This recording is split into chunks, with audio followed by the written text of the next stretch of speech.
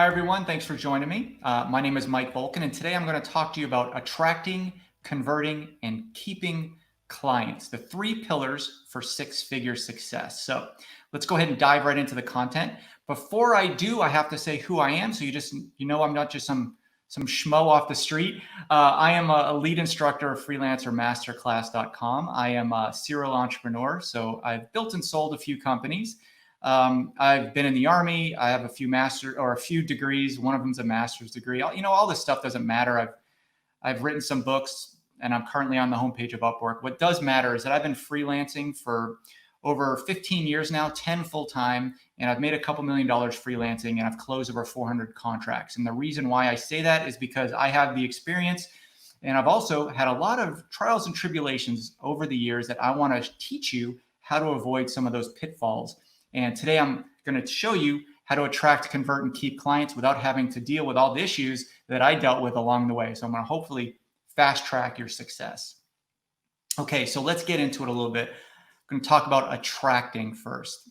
So the first step in knowing who you want to attract, and believe me, I've worked with a lot of freelancers who have been freelancing for a long time and they don't truly understand or know who they want to attract. So I'm going to tell you a good tip on how to truly know that. If you don't know who you want to attract, what you should do is start by eliminating what industries you don't like. So for example, here's 3 examples on this slide that I'm going to show you. I don't like working in the meat industry because I'm a vegetarian and an animal rights activist. So I take those prospects and I put them to the side. I refer them out. I don't like working in politics, and I don't like working in digital currency. I don't completely understand it. And when I don't understand, I don't like marketing it. I'm a marketer. So I can't work with a business model that I don't fully understand. So those are 3 industries that I avoid. What I'd like you to do is think about some industries that you don't like working in. Because if you don't like working in a particular industry and you take on a client in that industry, you're not going to like being a freelancer. And it's all about being free. It's in the word freelancer. You want to like what you do. You want to feel free in your job. So work in industries that you like. What you should do at that point is you should then start to eliminate what type of companies you don't like. So we just talked about what industries you don't like. Now let's talk about what types of companies. Here's 3 examples on this slide. I don't like working with large companies. Well, let's just say I do like working with large companies, but not nearly as much as small companies. So think about, do you like working with small, medium, or large companies? And then eliminate the ones you don't like. I don't like working with companies with bad reputations. And I certainly don't like working with companies that only need me for one thing, like lead generation, for example. I am what's called a fractional CMO and an entrepreneur coach. So I like working with companies that have a diverse need for my skill sets. Let's put it that way. Okay. So start to eliminate what type of companies you don't like and kind of put that together with the other list that you just created with the type of industries you don't like working in. Now you have those 2 key factors. I want you to think about the best things that you like to do. Now, ideally, this is something that people will pay you the highest amount of money for with the least amount of resistance. Okay. This is not easy. And even if you've been freelancing for a long time, it's not easy to think about what you truly like to do. And then also, it might not coincide with what people will pay you with the least amount of resistance for. Okay. So don't list things that you don't like to do, or you're going to get clients that you're doing work for that you don't really like. And then you might as well just not like your job at all at that point. Right. So for example, the 3 things that I've listed, number 1 is marketing strategy. I love thinking about new ways that companies can generate revenue through marketing. So that's a big one for me, marketing strategy. Entrepreneur and business coaching. I can talk in groups or one-on-one with entrepreneurs all day long. I feel guilty even taking money for it. So you know that that's something that you really love to do. Okay. And then I like being a fractional CMO. That's essentially a marketing leader for a company part-time. Those are 3 things I really like to do. And I would encourage you to think about what you really like to do, but don't be too general about it. Okay. Don't say, I just like graphic design. We get it. You're a graphic designer. What specifically about graphic design do you like to do? There's many different types of graphic design. There's animation. There's, Photoshop edits. I can go on and on. about that. So don't be too general about it. Be very, very specific, and that will help you niche down, especially now that you know what industries you don't like to work with and what companies you don't like to work with. Now you have your strengths, and you're going to be very, very narrow into what type of clients you can take on and what type of work you like. So I would make sure that you have each of those things that you like listed 3 times in your profile, at least your Upwork profile. So what you're going to be left with is a great list of what you don't want to attract and also what you like to do. Now you can build your Upwork profile with a very good focus on stuff that you like. Now, remember, if you try to target everyone, you're targeting no one. So look at this slide. Which person below is going to catch the type of fish that you're looking for? On one side, you have someone casting a net into a water. This person doesn't really know what he's going to catch, but the chances are he's going to catch something. Could be something that's edible that he likes. Could be something that's unedible that he doesn't like. Might not even be a fish. Might be a bunch of trash. I don't know. We're going to cast a net. Going to find it out. And on the other side, you have someone who's spearfishing. He has the right tool for spearfishing. He knows exactly what he's looking for, and he's probably going to catch it because he has the focus and he has a tool for it. I want you to be that spear fisherman. Okay. So that was a really quick overview, but a very effective one on exactly who you want to attract and how you're going to find those people that you want to attract. Now let's talk about converting clients, or let's call them prospects because they're not clients yet. They're only clients once you have an agreement and they're paying you. Let's talk about a proposal or a bid on Upwork. And if you don't know what that is, take a look at this slide. It's an initial query into a job opportunity. Okay. So for this particular job, you see that somebody's looking for an email marketing expert, and you as a freelancer can submit a proposal. That's what I'm calling a proposal, or it's also called a bid. Okay. We're going to talk about how to create a great proposal or a bid letter.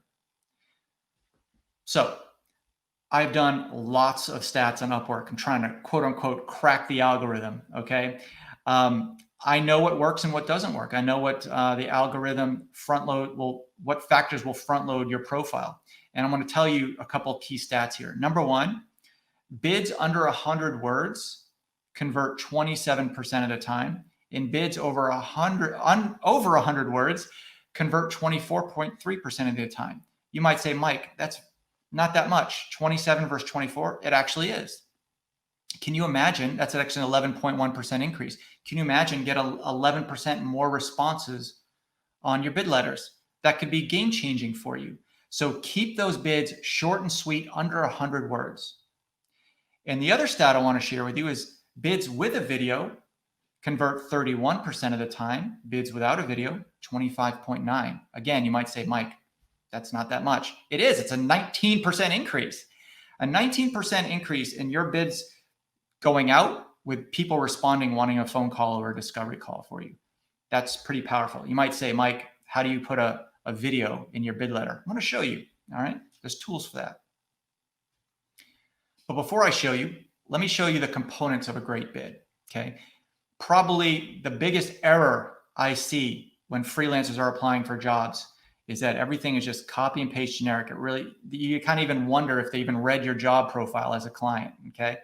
Or your job description rather. Number one, the component of a great bid, first and foremost, custom sentence, top, right on the top.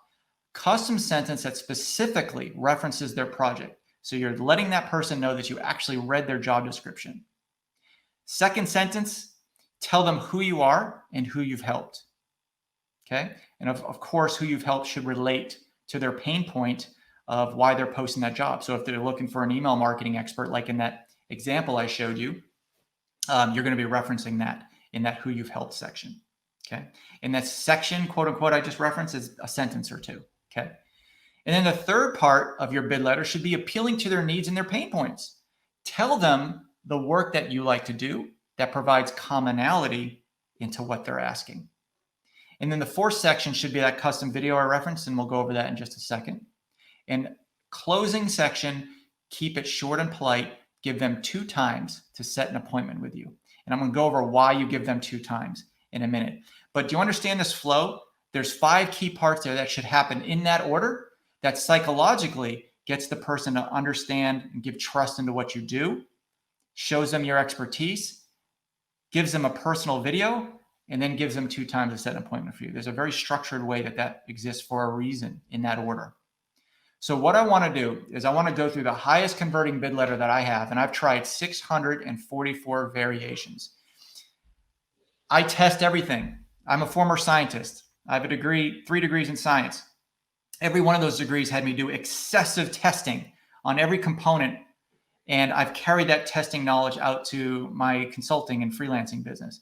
This particular bid letter I'm going to show you in just a minute gets me a phone call 71% of the time. Okay, let's go through it. But before I do, I want to give you 2 free tools that you're going to need in order to complete these bid letters with full effectiveness. Number 1, Auto Text Expander for Google Chrome. If you don't use Google Chrome, I'm sure there's an equivalent for your browser that has an extension. It's basically allows you to assign hotkeys. So you can do on your keyboard #U, right? Or whatever 2 combinations you want to do. And that will populate some text, like 3 or 4 sentences. So you don't have to keep typing over and over again or go to open up a Word document and copy and paste. It's just super easy. 2 keystrokes and you've got a standard paragraph. And the other tool you're going to need is loom.com or Cloud App. I use Cloud App now. They're both pretty much the same. They allow you to input a link that leads to a video that they watch. Okay, so look into Loom or Cloud App and then Auto Text Expander or an equivalent one. They're also called hotkeys, some kind of hotkey program for your computer. Here's a bid letter. Now you might be thinking, great, I'm just going to copy what you do. It's not going to work. But you can make it your own, and you're going to see why as you read through this that it's not going to work to just copy and paste this, because some of the things will just be outright not true. All right, so let's go through this. I'm going to read this through once, and then we're going to break it down into why it's structured the way it is. Hi, first name, and I'm going to show you why or how to get the first name of the prospect, which most people don't address the prospect by the first name because it's not evident in the job description. Interesting job post. Too often I see need help in these posts. So the detail you provided was great. I'm a CMO. I've built and sold 4 of my own companies. I have experience managing teams of experts with multi-million-dollar budgets, as well as creating marketing strategies for startups, bringing their product and service to market. I made this video for you, and this is where I paste in that video link. Do you need an entrepreneurial-minded marketing leader? Let's schedule a quick discovery call. Please provide 2 times that works best for you. Note that I did not put a calendar link on there because Upwork does not, that's against Upwork's policy. You can't take them to an outside link where you're capturing their contact information, okay? And then I sign my name, and then I give a PS. Be sure to check out my profile, one of my 5-star reviews from insert name there, where I completed a job very similar to yours. This is a very, very effective bid letter that I want you to make your own. Okay, let's go through this. First of all, find the name if you can. So watch this trick. Check out my slides here. In every job posting, you're going to see a section called the client's recent history. All right. In that client's recent history are reviews from freelancers who have worked with that client before. And many times they reference the client's first name. That's where you get the first name from. Okay. So in this example, you can see this person called this client Drew, or this prospect Drew, and this particular freelancer called this prospect Drew as well. So his first name is Drew. All right. So you're going to say, hi, Drew. Interesting job post. Too often I see need help in these posts. So the detail you provided was great. All right. So that is a generic sentence, but also gives them a compliment. It shows that you read through the job posting and you appreciate the detail that they provide. Now, don't put that sentence in there if they didn't provide any detail, but you want to put a sentence in there that is both complimentary, if you can, but also you're building trust in that you've actually read the job description. That is the goal of this particular sentence, okay? You can steal this particular sentence. This is one of the ones in this letter that you can take if you like. Although, you know, if there's 500 people watching this video and they're all going to put that sentence, you might want to think of making it your own, okay? They might be on to you at that point. Okay, so the next paragraph, I basically state what I do that aligns with their needs. So here I explain that I'm a CMO and I've built and sold a few of my companies, And then I have experience managing teams of experts with multi-million-dollar budgets. The reason why I put that sentence in there is because the job description, which you can't see, this is just an example, referenced that they have a multi-million-dollar budget and they need someone with experience managing teams. So of course I put in there, I have experience managing teams of experts with multi-million-dollar budgets. I mean, it's right there in the job description, their pain points and what they're looking for. You might as well say that you have experience doing that. Okay. And then the next sentence is where you give that personal touch, which is absolutely priceless. I will tell you unequivocally will convert better if you put this in your job bid letter. I made this video for you, and it's a loom.com video or a Cloud App video. You're pasting the link, and it's basically a 1-minute video of you explaining how great you are, and without so much talking about yourself, but how much you can solve their pain point. And the reason why you want to do this is because it gives that face-to-face. It now takes you from yet another applicant to someone that they can see almost in person, pretty much. Now, I give them a question in this next part where they will know the answer to. It's called a leading question. If you ever watch, a lawyer work, and you probably have seen Court TV or something similar to that, lawyers ask leading questions all the time.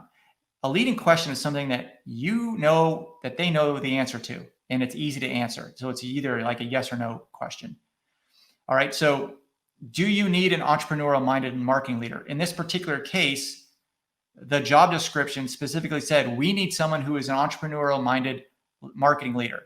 You might say, well, that seems dumb to say, do you need that? Honestly, a lot of times they kind of forget what they put in there, and you're speaking their direct language. All right. So you're addressing their pain point very, very directly. Let's schedule a quick discovery call. Please provide 2 times this week that work for you. Now, notice the wording in this phrase. Let's schedule a quick discovery call. It's not, do you want to schedule a discovery call? Let's schedule one. So you're not asking them, you're telling them. I want you to make it as easy as possible for them to schedule a call with you. So tell them something. If you're asking them, you're giving them a choice. You're giving them an option to say no. Don't give them that option. Okay. So then I sign my name, and then PS, which is very powerful. I don't know the stats for Upwork bid letters, but I will tell you from emails, detailed studies have been done. The PS line is often the most read other than the subject line. So you want to put a PS in there. Be sure to check out my profile. I reference one particular review in here from a job that's very similar to the one that they have posted, and I call it out. So it gives them a chance to go back to view my profile and learn more about me, to take another look. Because oftentimes they might send out a couple invites here and there. They might not remember you from the last invite they sent, or they might have not even actually checked out your profile. This is the first time they're seeing you because you're straight up just applying for the job. So give them a chance to go and learn more about you by referencing something they should be looking for. Okay. And even if you don't have a review that they should be looking for, reference something in your portfolio, which you have complete control over. Okay. So, hey, check out this portfolio. This particular project I did was very similar to the one that you need done. Okay.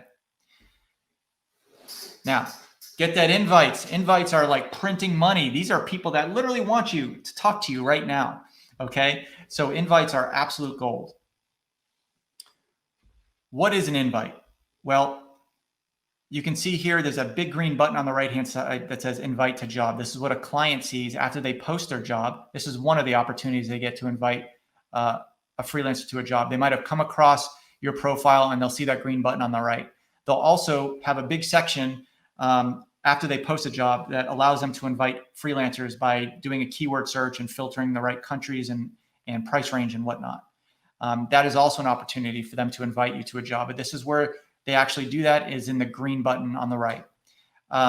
Your chances of getting a job increases dramatically if you get that invite. So that's why you should care about getting invitation to interview emails. Okay, that's what the subject line is when you get that email in. So I've run some tests. I did 10 searches as a client and my client account, because I hire freelancers as well. And I did no filters. All I did was a keyword. It doesn't really matter what the keyword is, but I want you to understand what the results are here. Don't be scared of all these numbers if you're not a numbers person, okay? What matters is the end result. So there are 10 profile results on each of the first pages. So if you do a search for a graphic designer, for example, you're going to get 10 people that Upwork is going to show on that first page of results. Just like Google, when you search on something on Google, you get 10 results until you click that 2 at the bottom right to get a second page, but most people don't. So you want to be in that top 10 profile on the first search results page. But please note the below here. Let's look at this slide. A freelancer can fit in more than one category. So if he or she can be all top rated as well as have a job success score of 90% or more. So keep that in mind as you look at these results. But here's the searches. 1 through 10 over here is the search results. And then here's what I was noting. I was noting if the person was a top rated freelancer. I was also noting if they were a rising talent. And I was also noting if they had a 90% job success score. And I noted, okay, so for example, on this first search that I did, let's just say it's for a graphic designer. 2 of the top 10 were top rated. 7 out of those 10 had a 90% job success score. Think about that. Why is that so important? Why is 7 out of the top 10 90% job success? Think about it from Upwork's point of view. They want to deliver profiles of freelancers that do good work. All right. So it's crucial that you get a 90% job success score or higher. All right. So just look at the results here. On average, 43% of the first page search results were people that were top rated. 16% had the rising talent badge, and 60% was 90% job success score. So do whatever you can to keep that job success score high. And if you don't know what encompasses, Upwork's done detailed blogs about this, of how to keep a 90% job success score. The bottom line in all of that is just do a good job for your clients. Keep them around a long time, over deliver and under promise. Don't get that backwards or you won't get a 90% success score. So how do you get more invites? Well, first of all, have an optimized profile that shows that you're an expert in a very specific skill set. You might think, Mike, if I niche down too much, if I'm a graphic designer for automobile e-commerce companies, that's going to be too niche. That's not true. There's millions of dollars out there to be made for that niche. And that's just one of thousands and thousands of niches you can pick. There's money out there. You just got to know how to get it and you got to stay focused. Okay. So have an optimized profile that shows you're an expert in a very specific skill set. If there's a person who owns an automobile e-commerce shop that comes across your profile that shows that you're an automobile e-commerce graphics expert, of course, they're going to invite you to that job. Give clients a reason to contact you now instead of later. So in marketing, we call this the principle of scarcity. I want you to discuss your availability. I have room for 2 more clients. Okay. That works. And of course, I've mentioned maintain a high job success score, but also to get more invites, you should have a skill that people actually want and need desperately and are actively looking for. So I want you to look at Upwork's list of the top 100 search keywords. You might think, Mike, I don't know what people are searching for on Upwork. Well, you should know. They produce a list for it. Here's a list right here. I'll give you the domain right here. This is their 2019 press release. It says Upwork debuts the Upwork 100, a ranking of the top 100 in-demand skills for independent professionals. Now, this is what people are searching for on Upwork. You should go down this list and make sure that some of these keywords are in your profile. Of course, only if you can service clients that need those keywords. But 97% of that list won't apply to you, but you're going to find 2, maybe 3, or even 4 nuggets of information in there of keywords that you should be putting in your profile and mentioning, at least 3 times. That's what is in demand right now. And follow Upwork's blog so you get these lists that come out. So here's a trick that got me 13% more job invites. What I do, and I'm not recommending you do this, I'm just saying this worked for me. Okay. It could work for you. Put in the title that you work for invites only, because a lot of times when clients are searching and scrolling through endless amount of profiles, they see something in a title that says works for invite only. They're going to stop and go, wait a second, let me take another quarter-second look at this guy or this girl, right? So they're going to see that and they're going to instantly kind of click through in your profile just from that title alone. It actually worked. Okay. So to get more invites, what I want you to do is one little trick here. When you get an invite, I want you to respond immediately, as soon as possible. I tested 22 invites and I sent as clients, 80% of the freelancers never responded. That's why I put a sad face here on this slide. Can you imagine? I sent off 22 invites to freelancers that essentially I was ready to hire, and 80% of them that are listed on Upwork who are looking for work didn't even respond. All right. So if the client sends 5 invites and you're the first to respond, you're automatically on the top of that list. So stop whatever you're doing when you get that invite and look to make sure it's something you want to apply for. Keep in mind that hiring a freelancer is not like hiring a full-time job. There's no tournament style hiring. And what I mean by that is when you go into a corporate interview, you have, or let's just take it from a little step back. When you apply for a corporate job, you have a human resource manager who has a stack of papers who's going to divide that stack into 2. Want to interview and don't want to interview. If you make that stack, you make it to the second round of a phone interview, right? So then you take that stack and they put pass or fail stack. So they put in pass, yes, we like this person, did a good job in the phone interview. No, we didn't like this person. So now you're in the third round, in-person interview, right? So then it goes on and on until it make it down in one person. That's a tournament style. Freelance hiring is not like that. They will come and hire the first person that meets their skill sets and all the criteria they're looking for. Very rarely do clients shop around. Once they find someone, they're ready to execute because they've got that need that they need to fill that particular job and needs to happen. All right. So we've learned about attracting clients. We've learned about converting clients. Now let's talk about keeping clients. All right. The keeping clients is probably the most important part because it's really time consuming to bring in a client, and keeping them is the easy part. So if you want to scale, the difference between companies, and yes, you're a company as a freelancer, you just might be a company of one, that's perfectly fine. But the difference between companies that grow and those that don't is client retention, plain and simple. The more clients that you can keep, the ones that you like, the more successful you will be. All right. Customer acquisition is expensive. There was a study that was done by Marketing Sherpa. And I've seen a few studies and the numbers do vary. I've seen 6 and 19, but Marketing Sherpa's study shows it is 19 times harder to find a client than to keep an existing one. Think about all the stuff you have to go on discovery calls. You have to in-process them, maybe add them to some spreadsheets. You have to learn about the company. You have to learn about their team. You have to learn about whatever your graphical assets that they have, whatever you're learning about that company. All that's a lot of work. But when you keep a client and you renew a contract, you don't have all that in processing and discovery calls and defining scope of work and all that stuff, right? So keeping a client is a lot easier than bringing in a new one. What I want you to do is I want you to look within yourself. So oftentimes when a client asks me to help grow their revenue as a marketer, the first thing I do is I look within their organization. So why should you care about keeping existing clients? Well, number one, better conversion rate, less marketing to bring in new clients, higher profits, because once you bring in a client and they already know your value, you can actually charge more for less time.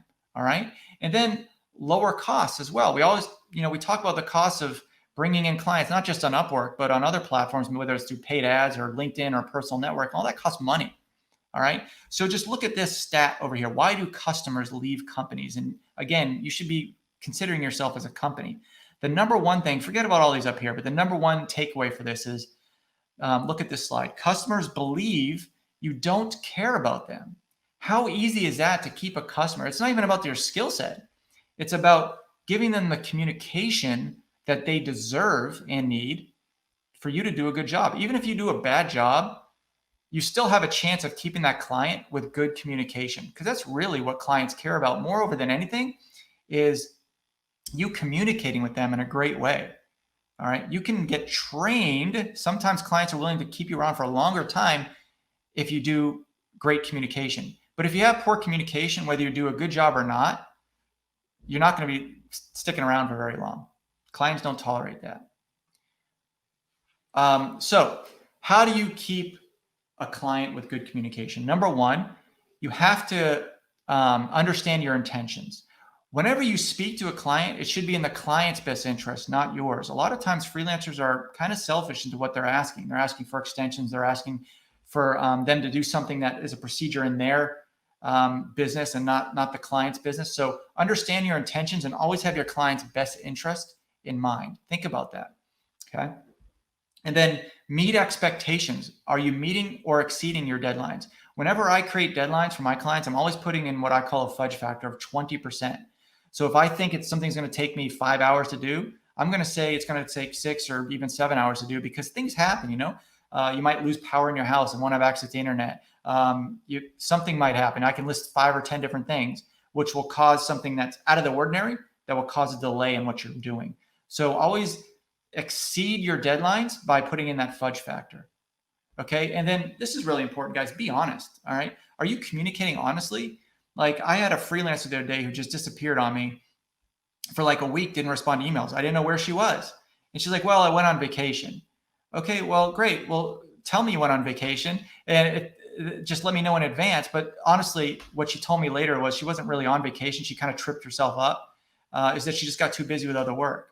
All right. So, which is it? It didn't really matter. To me, the end result was you just weren't responding. And I just wanted to get some response. I didn't really care if you're on vacation or you got too busy. Just tell me when you're getting the work done. Just be honest. Okay. Sometimes it's your fault and that's okay. But just communicate with them honestly. Okay. And then own your mistake. So in that particular case, I gave you an example. They were just too busy. Don't tell me you're on vacation. Just own it. Everybody gets busy. I get it. Okay. Some things don't happen a lot of times the way you want it to happen, but just own your mistake. You know what? It won't happen again. I'm going to schedule time next week to work on your project. It'll be done on Tuesday. I promise. That's fine.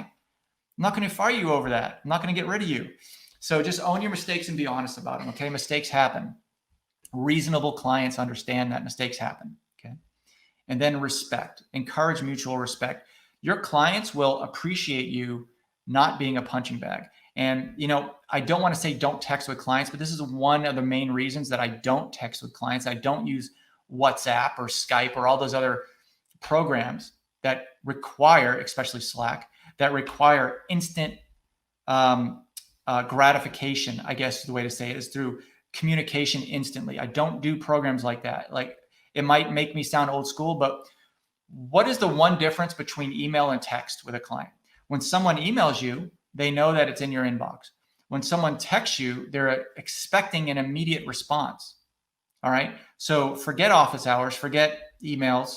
When someone texts you and you go 10 minutes without responding to them, then something's wrong. You're not communicating well. Even though 10 minutes is a great response time for email, with texting, there's a whole new standard with response times. And I don't want to get clients texting me at 10 o'clock at night when I'm with my family and cooking dinner at 7 o'clock and I get a text, oh, I got to stop and do this. That's not the way that clients you should be working with you. So you got to set boundaries early with respect, and they're going to appreciate, say, hey, listen, I realize there's a lot of programs out there. I realize that your company uses WhatsApp, but in case with my communication, I don't use WhatsApp. I don't use Slack for this reason. It helps me stay focused and helps me deliver my work on time. They'll respect you for that. Okay. They're productivity killers. Texting, social media, Slack, constant notifications on your screen, phone screen, and your desktop or your laptop. All that stuff is productivity killers. You want to have that respect that your clients will demand of you, and vice versa.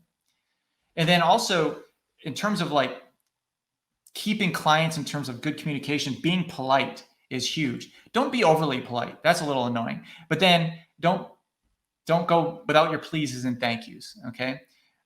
Manage up. If you don't know what managing up is, I actually give a course on my website about it. I won't go into detail, but managing up is a way to communicate everything that you need in one succinct way to respect your client's time.